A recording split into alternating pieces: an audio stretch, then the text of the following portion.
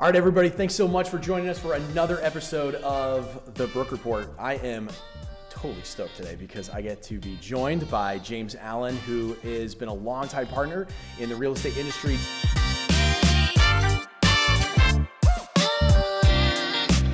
James is in the mortgage side of the real estate industry and has been working alongside of me for a number of years, not only, and I call him a partner because he is not only a mortgage professional, but he is also a friend who has deeply invested into our company and our team, and we've just watched, and he's been a partner as we've grown. And so I'm having him here on the show today to talk a little bit about not only his success, but some of the top habits he's seen in the real estate industry, and how he can better those listening. So those of you who are joining, who are in the mortgage profession or in the real estate sales profession, whatever it is, you are going to get a chock full of information today. So thanks, James, for joining us. Thanks for having me. Awesome, man. So tell us a little bit. You got into the mortgage industry. How many years ago was this? 3-4 years ago? 2016. I came into the business late in the year, so it was like Q4 of 2016. Okay, cool.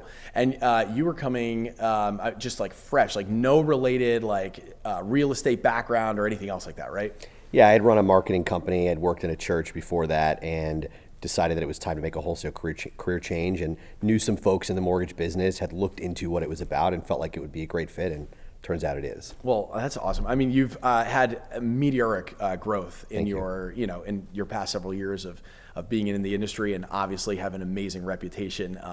I would say that most people attribute a lot of James's success to the systems and operations of which he employs. And that is clear in his process for both intake, the actual working out of the loan process, his due diligence throughout, along with the post-closing operations, and still staying inside of the connection with the customer. And so for us, how did you get into such systems and operations? Let's just dig into that, because that's been like such a core tenet to it seems like your business. Yeah, I mean, so a lot of this stuff that we do are just basic business principles, not necessarily specific to mortgage lending. Okay. It's more just as you grow and as your business grows over time, inevitably it's going to transition and transform. Like when you're doing 1 or 2 deals a month, you have a lot more time on your hands to be doing things a certain way as compared to when you have 10 or 20 or 30 or 40 or however many you're doing per month. So those systems really developed over time.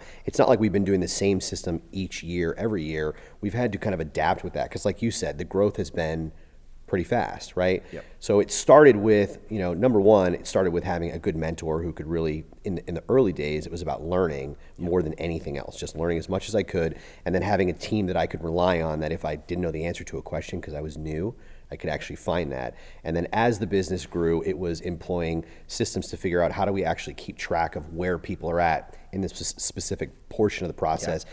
From contract to close, every mortgage lender in the U.S. has a pretty good handle on how those files should go, right? Yep. From lead to contract is a very gray area that is not modeled and defined. Every single lender almost has their own different specific process. So for us, we came up with a milestone systems to help actually figure out where people were at in the process, from just applying straight through to pre-approval and then eventually pre-commitment, and not losing track of where those people were along the way. So developing those systems. And it's so interesting to having been in the real estate industry myself for over 10 years now. Yep. Real estate agents, appraisers, mortgage pros, property managers, whatever, we're constantly being sold, probably more than any other business I've ever. My phone rings constantly with, "Hey, do you want to, help? Can you take more leads right now? Exactly. Can you sustain it? Can you handle 10 more deals a month? Can you handle 10 more?" You're right, exactly. It's always something like that. Yeah. We're constantly being sold. And most people who are getting started into this business are also receiving those phone calls. And for those of us who have been in the business for a while, who've done several, 100 transactions, we understand that there's no shiny object, there's no silver bullet for any of this in order to make this all happen. We've eventually grown into systems. But what was it like during the early days for you? What did you focus on? Because you had just said it before. I had 1 or 2 deals going at the same time. You had referenced learning.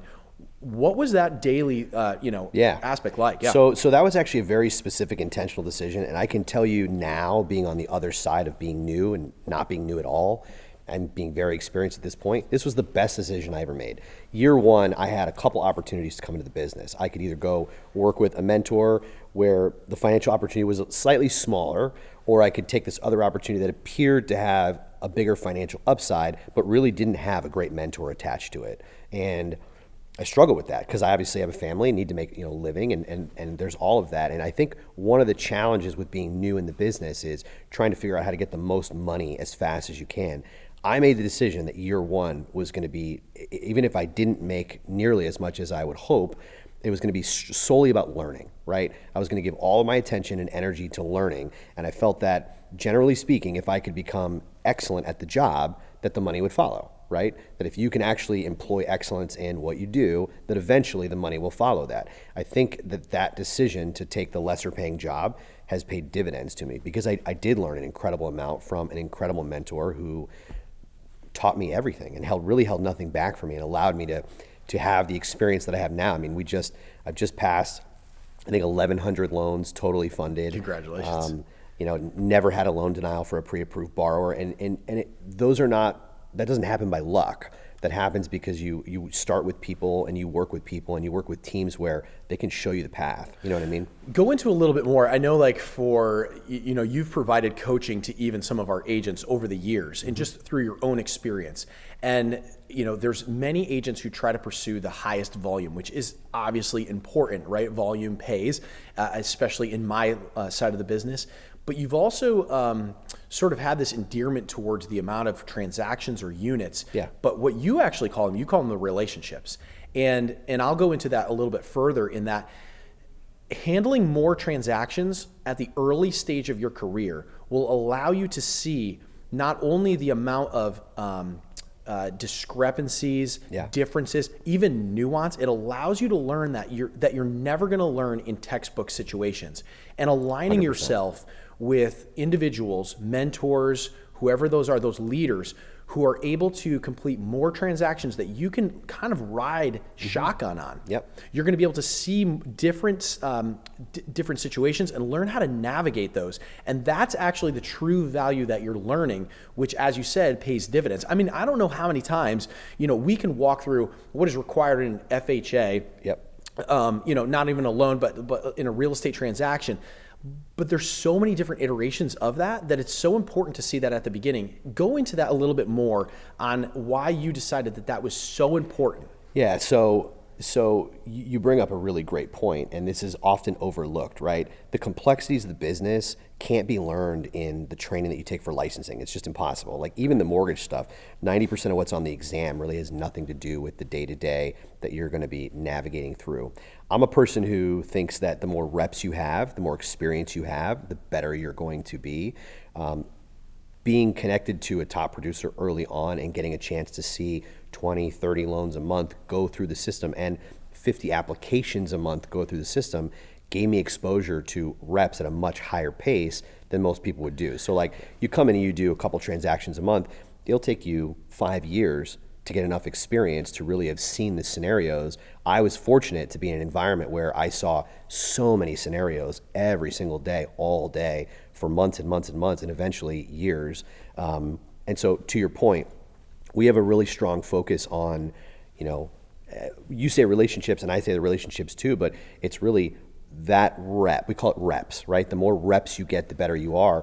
As an agent, it's the same thing. It is. Having exposure to like the agents that come into your team, I'm not sure if they know this or see this. I think they do. I know you guys talk about it, but the exposure to the volume of transactions inevitably exposes them to dialogues and conversations about things that it might take 10 years to ever cross their desk as something that they would see, but they're getting exposure to that stuff early, and it's sharpening them and it's making them excellent at their job at a much faster pace. If you worked for ABC Realty and they're only doing 50 transactions a year, that might be a great company. I'm not saying that they're bad or you shouldn't do that.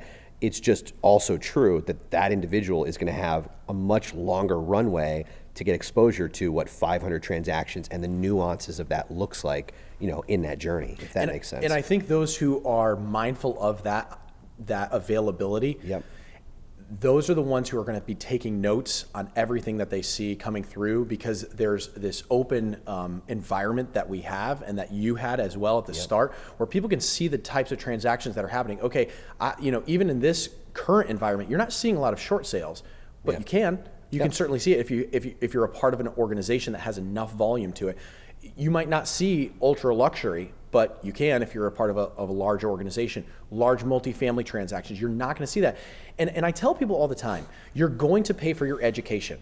Yep. You're either going to pay for it in the amount of time that you spend up front alongside mentors and you taking notes, or you're going to spend it because you didn't have that, and you're going to lose the transaction, you're going to lose a relationship, or you're not even going to know how to help a consumer. Or worse, you get sued or something because you did something and you didn't have a mentor to keep you from doing something like that. Yeah. So getting back to the core of where we started, your first years were all about the learning process. That was my commitment to myself. Yeah. It was like, I'm just not even going to worry about it. Not a single loan went in my name. My name wasn't on anything. It wasn't about notoriety or reputation. It was purely, I have an opportunity to learn this business. I'm going to get with a team that I believe in. I'm going to give them everything I have to try to grow their business as best I can, with the sole intention of getting as many reps as possible, so that at the end of a year, or if it took 2, it would take 2, and only took 1 for me.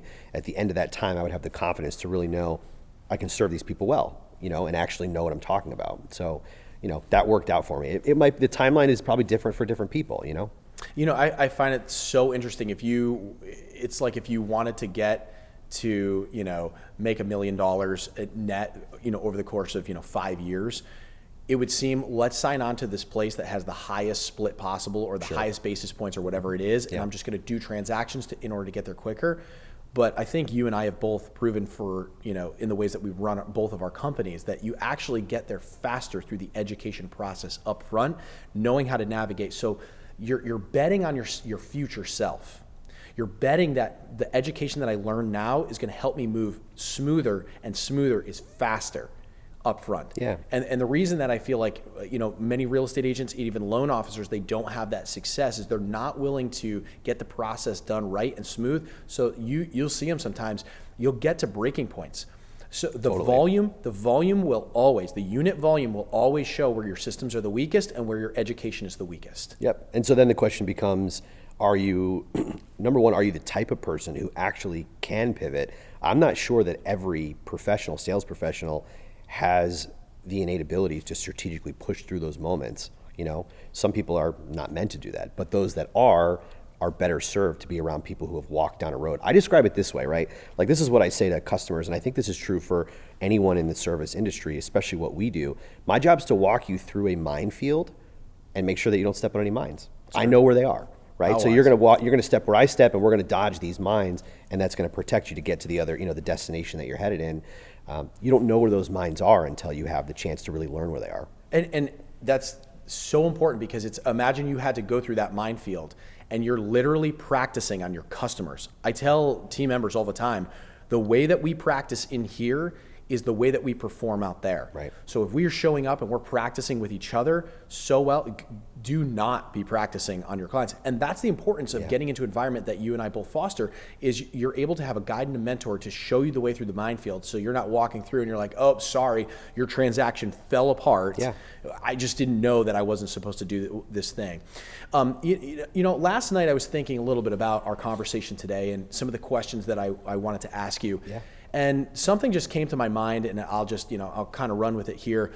You only know your capacity based upon the temperature scale for which you've either been accustomed to or you or where you're going. So let me restate that in another way. Some individuals will have 2 deals under contract at a time in the real estate, my side of the business, and feel like their hair's on fire. Yep. Some will feel like they've got 4 hairs on fire. I remember talking to one of our core members, Lindsay, just a year or 2 ago, and she was saying, man, I realized that what you said was right. I have 7, 8 deals under contract right now, and I actually feel like I'm working less than I did when I had 2. But you'll never know that until you get to that place and position in which you've pushed yourself to that limit to know what you can do. Mm-hmm. And I feel like for you and your team, You did that a few times, and there's been moments, and this is why I want to get into this with you, where you plateaued with something, and you said, hey, listen, over the next month or two, we're not going after new acquisition for new talent, new relationships in the business. We're just going to get our systems down right.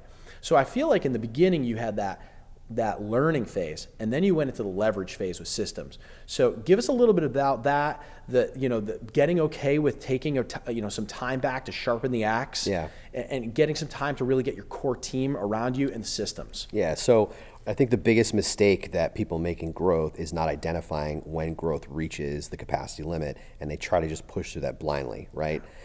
You'll crash into a wall, and eventually it'll hurt you. And I think everybody runs in that a little bit. Like, there's always some of that challenge. You don't want to say no to new business, but at the same time, there's been seasons, like you've said, where I've specifically pulled back and not prospected and not tried to get new relationships in place because we were trying to solve specific problems that were about the plateau that we reached, right? And for me, and this won't be the case for everybody, for me, it's almost always been about investing in the right people at the right time. I think that top performers generally understand that people are an incredibly valuable asset that will help them scale and grow.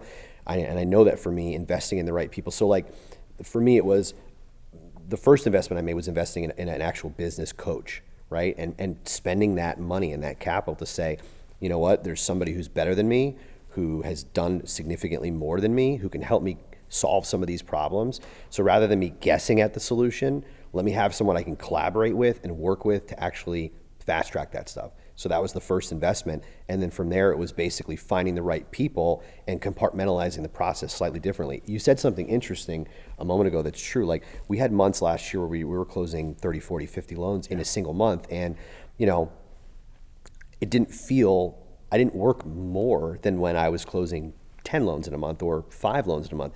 The reality is this: I work a full-time schedule every week all year, and I have since I started. So what's the difference between the guy who did 5 loans a month, who worked 50 hours a week, and the guy who did 50 loans a month and worked 50 hours a week?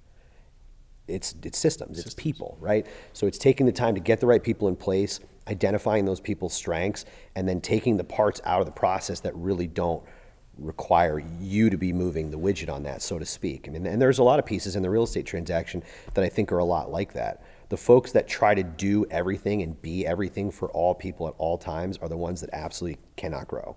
And the ones that recognize that there's strength in team, that there's strength in support, that finding the right assistants that offset the weaknesses that they have with skills that they have as well, will help them to excel through those barriers and get to that next level. So I can't agree with you more. For us, it is a constant reevaluation and course correction. Yep. And it just reminds me of that book by Ray Dalio in Principles, how he outlines this feedback loop that constantly needs to happen, where you're going forward with this idea, you've got this design behind it, it's working, but eventually you should actually push the limits and redesign the way that you're doing something. Yeah. It just reminds me of like this story of the manufacturers of the Bugatti Veyron, right? They design this vehicle and they're shooting, let's break, right, this speed barrier. And in order to do that, they keep re-engineering the vehicle over and over and over, to the point where it took 10 radiators in this car in order to break certain milestones. For us, it's the same kind of way. We're doing the good work of looking to help as many consumers as possible and accelerate our agents as best as possible. And in that, you're going to have moments where the system that once was and did work now breaks down and you need to reevaluate it. Yeah. It's not a bad thing. It's just simply you need to take that part off, and now that we have the resources, let's upgrade. Yeah. And what would an upgrade look like, not only for ourselves, but also for the consumer? Yeah. I mean, I think knowing yourself is critical too, right? Like, obviously everybody wants to make a living or they wouldn't do a job. Past that, it's a little bit subjective. Past the point at which you make a living, it's a little bit like, what do you actually want for yourself in your life? Like, I think that there's loan teams I know that are doing 300 loans a month. I don't really want to do 300 loans a month. Sure. I know that that's not going to be a good fit for the lifestyle that I desire. So I think also keeping the context for yourself of what is it that's really going to help you feel successful in what you want to do, is a good thing to keep an eye on. growth for growth's sake is only good if it serves the end of the master it serves, right? So, well said. if the person actually has a goal that they're going towards, then I think it's good. I do think that sometimes people fall into the trap that more is better, and more might not be better for certain people. That's right? correct. So it's knowing yourself. Yeah, and aligning with those individuals. Like, there's individuals who I have aligned with in the past who are like, hey, listen, I don't want to be a part of a team that's looking to try to be the best in the industry and be a part of the cutting edge thing and, practice continually. Nothing wrong with those people. There is nothing wrong at all. Right. And it's like, cool, dude. Like, we don't need to be in business alignment together for that. Yep. But those who are a part of that, who want to better themselves, to be the actual best and are okay in being in part of that environment, great, we're going all in. 100%. And the cool thing is this. They're really, you come into this business and you'll hear people say, like, there's no limitation. I think that means a lot of things to a lot of people. But what's true is this. You can build whatever you would like to build. If you surround yourself with the resources and the people who have walked down a path that you can follow, you can do anything. And that's a pretty neat opportunity.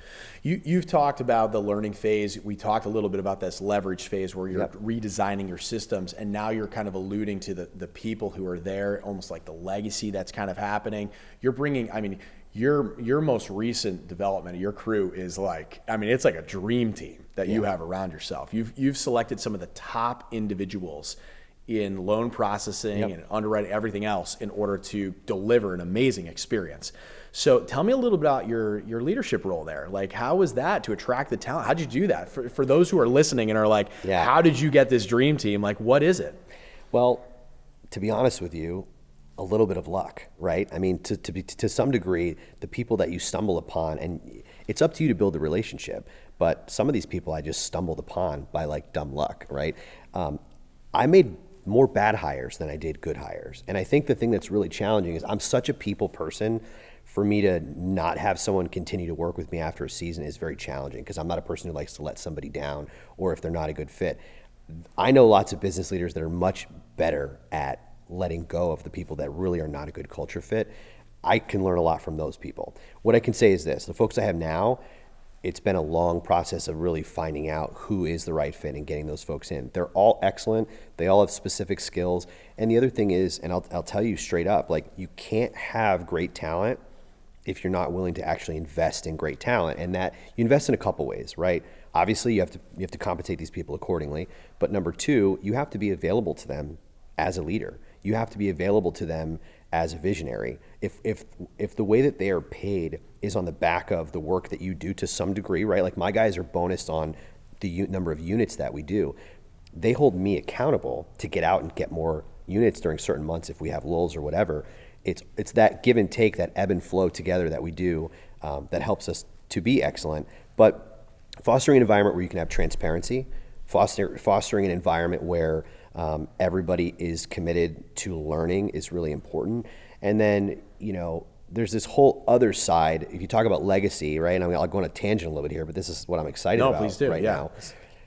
As far as legacy goes, one of the questions I started asking myself last year was like, okay, cool, like, what's important in this business, or what's important to me and my spouse, Stacy? What's important to us as a family? What do we want to be known for? What do we want our kids to remember about, what I do? And it's like, it's cool to do $100 million in loans. It's cool to say you did XYZ units and all that stuff's fine, right? But it doesn't mean anything, because at the end of the day, this is about people. For us, one of the things I'm most excited about is getting involved in charity moving forward. And, we've made a commitment to do that. And I've pledged for this year, I'll just tell you, and I don't know if I've said this publicly, but this is the first time I'll say it.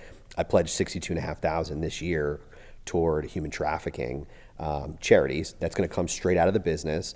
My company's matching that for $125,000, and we're working on raising some extra capital to just That's incredible. Just to get involved in some awesome, things that man. are bigger than ourselves. And I went to my spouse and I'm saying, hey, like, we can't lead this kind of thing if we're not willing to be invested ourselves. So we need to put up some capital here and do this. And for me, my team is excited about that vision. I'm excited about that vision. Some of my customers, not all of them, some of them don't care, and that's fine. That's not, that's okay if that's not their thing. We sell loans. At the end of the day, we got to do a good job at that. But being able to tie my business into something that is, bigger than just myself, has already been very rewarding for me. So, And that's, and I think that's legacy. I think that that's legacy too, and it ties into the how you also attract and retain some of the best talent, because just selling houses, it sounds really cool. People like it. They want to get into this. It's it sounds a little sexy, but it's not at the end of the day, right? It's hard work, right? And processing the paperwork in order to do that, but the actual vision behind it and the reason that we do what we do, right? That's what matters and causes individuals to want to align with us as well. So, yeah, I mean, I think if you want to retain people, you need to actually have a relationship with those people. So if you own a business and you have someone that works for you and they work really hard for you and you don't know their kids' names, or you can't think of when their birthday is, or you don't know who they are as a person, what do they like to do outside of work? If I was going to give a Christmas gift, what would I give them? What kinds of things are they and their spouse into? Those are the kinds of things that indicate I have a relationship with this person. Correct. They don't just work for me. They don't just push paper, but I know them and I care enough to know about who they are. It's a pretty good litmus test.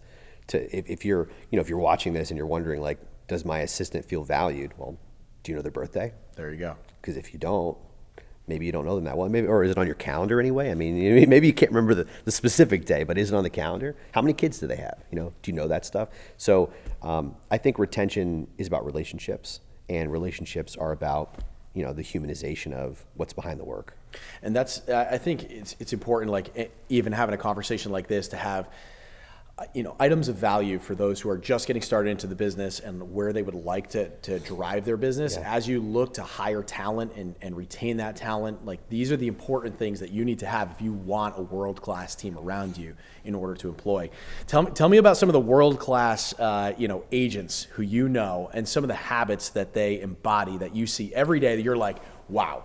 These guys, when they perform, every time I see a brand new contract come through, it's got this, and feel free to contrast too, right? We know the nightmare stories and whatnot. Go ahead and feel free to share that, because there's guys who are listening on here who are like, oh, okay, maybe I think I should do this, and then you shouldn't. You guys actually sent over a couple questions, and this was one of the questions you sent over. And I thought about this one, and I actually wrote down some things because this was one that I was most interested in. But the question, the way it was phrased and how it came over is, what are the habits of top producing agents, essentially? And what I was thinking about, I was realizing these are really habits of top producing business professionals in general. That's right. It's not necessarily about real estate or mortgage lending or insurance or whatever. These are just kind of the principles of what I see. But here's my list, and this is what I came up with. And I'd love to hear what you might add to this, because I know that you're connected to guys and men and women all over the country who are operating at an echelon that I don't even know exists.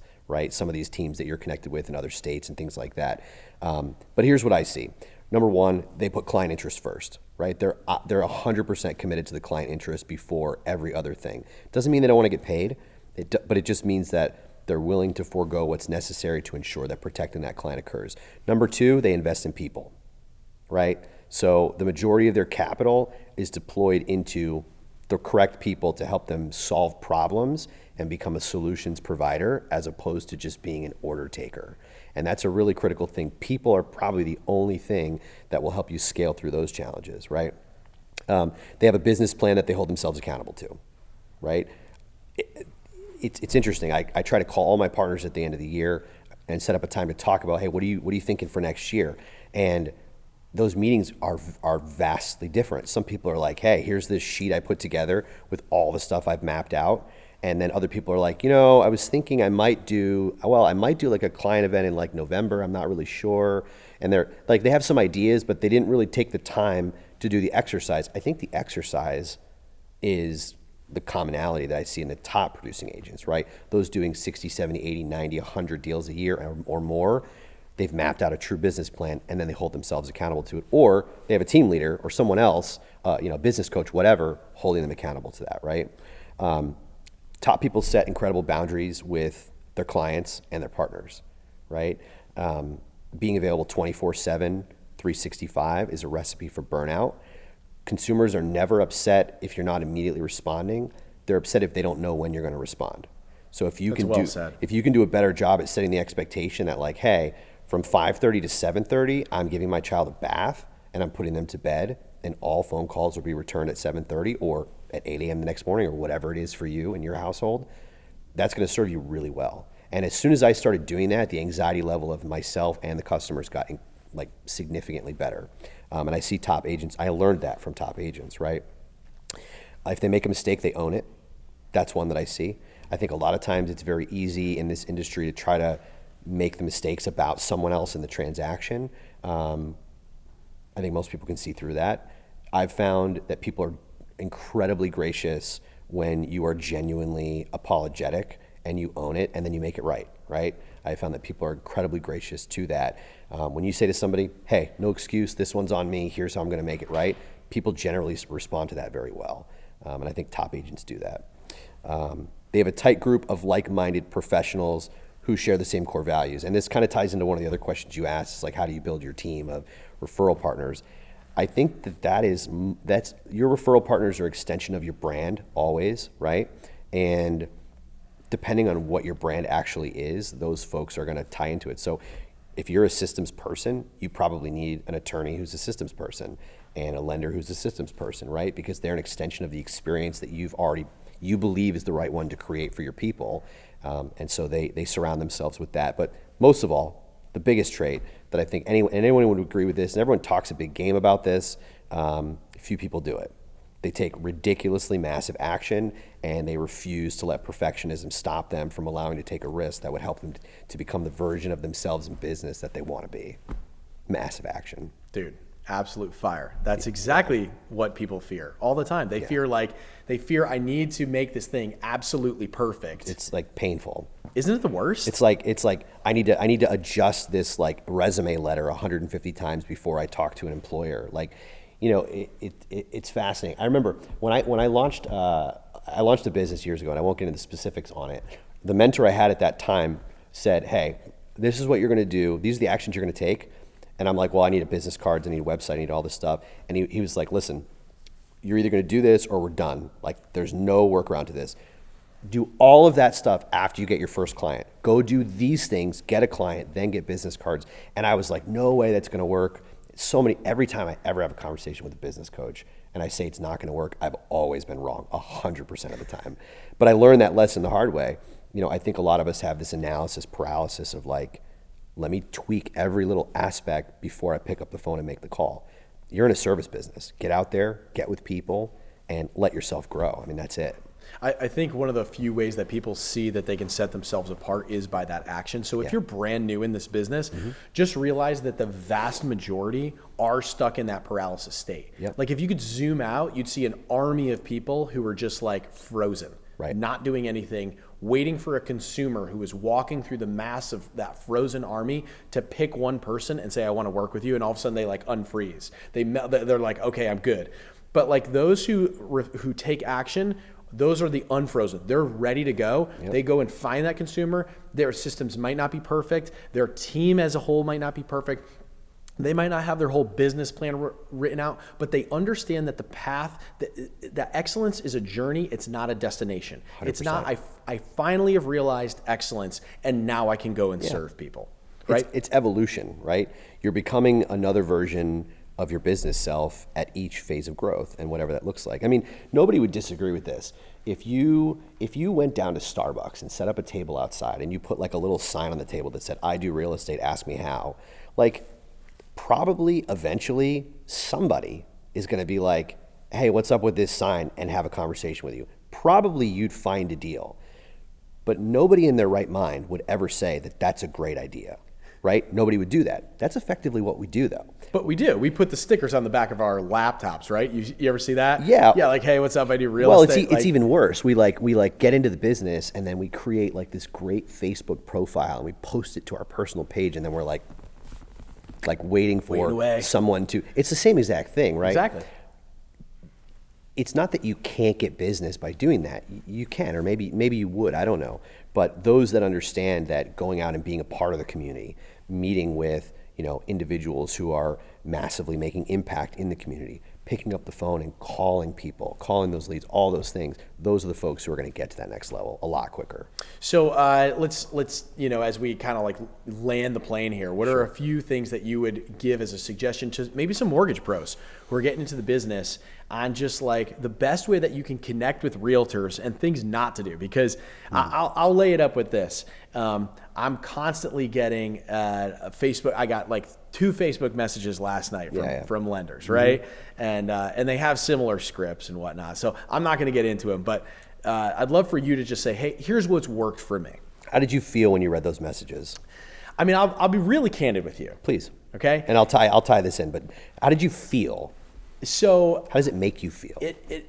First of all, I'm like I have to once again open up this Facebook DM that's going to say, hey, I've been watching you in your business and I'd love to grab lunch sometime or whatever it is. Yep. And I'm like, I literally don't know you. I have no idea who you are. I've literally never seen you on one of the loans that have been presented to me as a listing agent. I've never had any one of my team members. You got slimed, dude. Like it feels, slimed. I mean, Facebook you're just slime. Facebook slime. It's like Nickelodeon, man. It's like boom, just gacked. So here's the thing. Your brand is how, and I think Steve Jobs said this, and if I'm misquoting that, I apologize. I have no idea. Somebody much smarter than me said this, and I've always repeated it because it's great. Your brand is how somebody feels after you've left the room. That guy's brand is slime, right? And so many of these guys are following these online coaches who are saying, follow the script, do this thing, do that. Look, like I said, you set up a table outside of Starbucks, you probably get a deal. If you send messages through DM to 650 realtors, you're probably going to get a couple who will go out to lunch with you. I'm not saying it can't work. There's just a better way to be human. And I think that being human is pretty much what I would suggest you do. For me, I'm concerned with people feeling better about who I am after they have an experience with me. So I don't cold call realtors. I never have. I don't send DMs through Facebook. I don't hire services to try to schedule appointments for me or get meetings with me. I don't think that those things work. Here's what I think works. Have a real relationship, be a real human.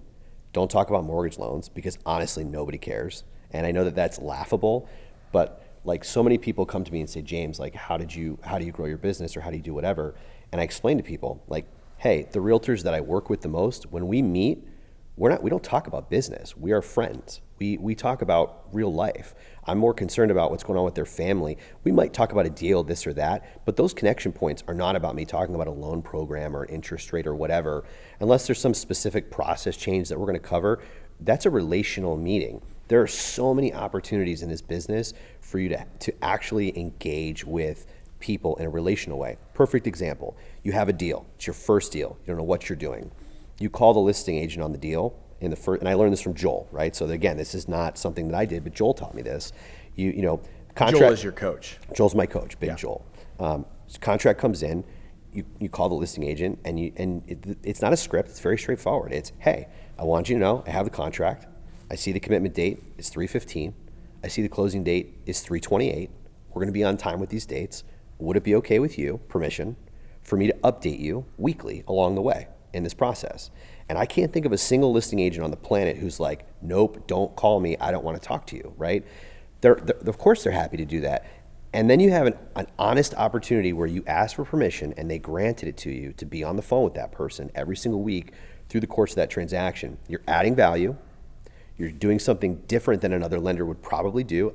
As a listing agent, how many lenders call you weekly to update you? And never, rarely. The best. Only the best. Only some, right? And like even us, we're seasonal with this. Like we do it and then sometimes we're like, it's like hard. But like if you're asking for tips for a new person, there are relational opportunities for you that are natural. You can connect with people throughout that process. And then at the end of that, it's like, hey, this has been a great transaction.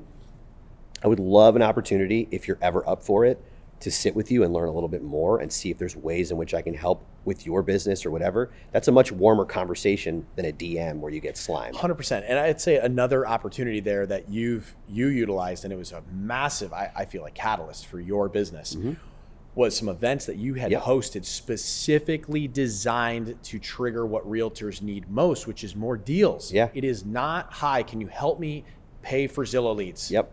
The lender who's doing that and leads with that will leave you for that, right? And your business and tying in with them is not the idea for it. What you want is someone who is going to dig into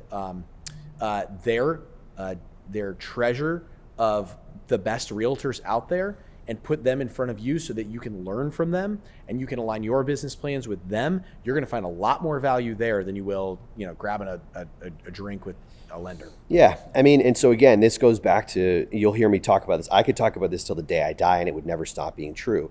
You're in this business, in any service business actually, you're either an order taker or a solutions provider. It's one or the other. If your business is built on the back of Zillow leads only, or your relationship with your lender is built on the back of them paying for Zillow only, that will eventually not work. That will eventually run out for you. And not only that, you need to ask yourself, if 100% of your business comes from online leads only, are you an order taker or a solutions provider? And I think that the real pros understand how to become solutions providers in an adapting market that would change. Like you look at 2019 versus today, you and I were having very different strategic decisions in a buyer's market than we are in a seller's market. We're having very different strategic decisions on how to put deals together in a buyer's market. Remember the seller buy down we were doing when it was buyer's market? Incredible. Now we're doing pre-commitment and waiving appraisal contingency. Either it's different, right? But having that dynamic relationship is what allows you to do that. So.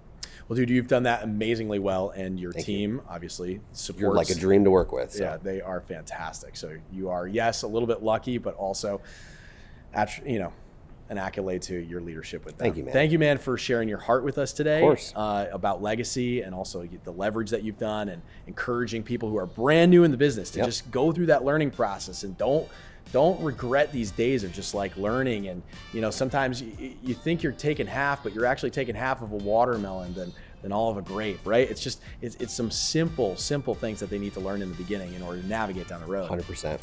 So thank you again. Some of the best ways that you can reach James, you can find him on Facebook and Instagram, and he's got some great stuff out there on YouTube as well. Definitely look him up, and thank you so much for joining us today. Thanks, dude. Appreciate being here. See ya. Bye.